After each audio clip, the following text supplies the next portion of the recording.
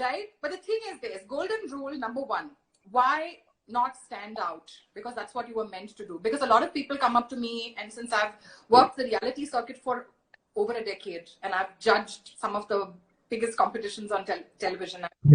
I've mentored, I've performed, I've been one of the captains, and so I've played all the roles, and I've kind of gotten to see this from both sides, right? So I really feel that, especially now, with so much, like you mentioned, that you can start a YouTube channel, this thing, the barrier has reduced. If someone wants to showcase themselves, there is no barrier. You can start a YouTube channel, you can start this thing, you can start whatever, and you can put your stuff out there. You can make sure that people hear you, right? Now, whether you get a huge following or not, that's a secondary point. But the point is the entry barrier is not there anymore. It's not like when we all came in, when I came into the industry, this was like 2001. There were reality shows at all. Look, unless you kind of, somebody saw you somewhere accidentally and heard you somewhere, there was no reality show. And after that, 2005 onwards, I myself have judged close to, I think, 8 of them, right? So I really feel things have really changed. And with social media and with home production and with technology kind of giving you solutions in ways that did not exist before, we are in a perfect space for an artist to be themselves. This is the part I was coming to. So my golden rule with this is, A, the discovery of who you are is a larger process.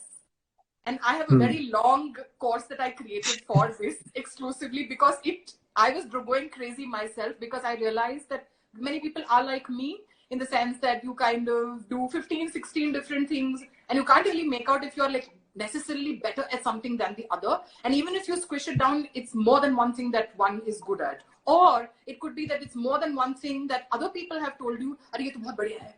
तुम्हें ये करना चाहिए, ये इसमें तुम्हारी आवाज मतलब मस्त लग रही है." So you keep getting those things, also feedback from everywhere. So sometimes you're like, I want to do this. So we are not covering that question, but 2-3 people have asked this question in the 30 that, I can sing in English or I can sing in Hindi, but my heart is in Kannada. Or I've been singing in English and that's the kind of work that I've been getting, or I really want to do Tamil. Or I only want to do English, but the kind of work I'm getting around me is all the Hindi film or things like that. So this happens in life, right? So it can get very confusing. So I really believe the number one golden rule with this is know thyself. And I don't mean only. So I'm not talking only, that is only one part. So first know yourself as a human being, body and breath and musculature, and fix all those things. So if there are issues which are medical or vocal, address those first, right? And then there are several aspects in terms of music and things like that. So you don't want to be in a position where you know that you are talented and you are trained, but you've got a medical issue. You're struggling with edema, you're struggling with a nodule, you're struggling with a polyp, you're listening. And 80% of the people who answered today in the questionnaire said they have never met a speech language pathologist. They don't know who that doctor is. They have never got a analysis done. So if that's where you are, the number one step you can take for yourself is work with a speech language pathologist who's different from an ENT. I know a lot of people don't know there's a doctor like that, right? So they will analyze your voice, and a lot of these details I will put out later on. But please work with them. So really figuring out what's your step number one. I've completely digressed from the question, which was about how to know yourself. So knowing yourself as a human being, a subset of that is knowing yourself as an artist, right? Yes. You can't only know yourself vocally. Only knowing your genre, only knowing my best vocal range, only knowing what I can dabble in, etc. That is a part of the process.